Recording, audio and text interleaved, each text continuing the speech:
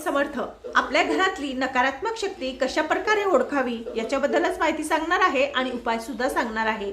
बघा, आपल्या घरामध्ये जर आपण व्यवसाय असेल, दुकान असेल, बुटीक असेल, पार्लर असेल किंवा छोटा मोठा तुमचा व्यवसाय असेल, त्या ठिकाणी तुम्हाला हा उपाय करून बघायचा आहे।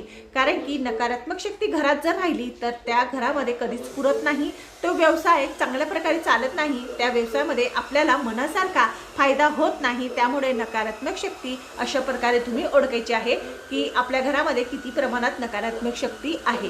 तर काय करायचं, एक काचीचा ग्लास घ्यायचा। बघा, काचीचाच ग्लास घ्यायचा आहे आणि एक वस्तू म्हणजे लिंबू घ्यायचा आहे, जो पिवळा असेल, एकदम क्लिअर असेल, त्याच्यावर डाग वगैरे असा लिंबू किंवा जुना लिंबू चालणार नाही, नवा लिंबू घ्यायचा आणि पाणी घ्यायचं। त्या पाण्यामध्ये ते लिंबू टाकायचा आणि तो लिंबू तुम्हाला दर शनिवारच्या दिवशी आठवड्यामधून एक वेळेस हा उपाय करायचा आहे, दर शनिवारच्या दिवशी। तर असं करून तो लिंबू त्याच्यात टाकायचा। समजा जर लिंबू तुमचा पाण्यामध्ये पूर्ण तळाशी गेला तर समजायचं ही जागा चांगली नाही, या ठिकाणी भरपूर प्रमाणात नकारात्मक शक्ती आहे आणि तो लिंबू काढायचा आणि लगेच फेकून द्यायचा।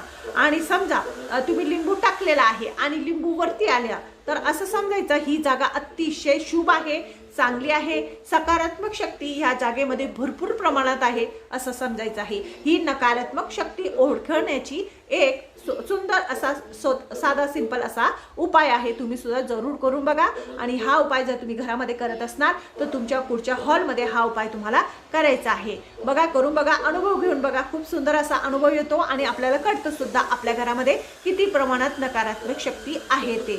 तर हा उपाय तुम्हाला शनिवारच्या दिवशी करायचा आहे। माझं चॅनल आवडत असेल तर लाईक करा, सबस्क्राईब करा। श्री स्वामी समर्थ।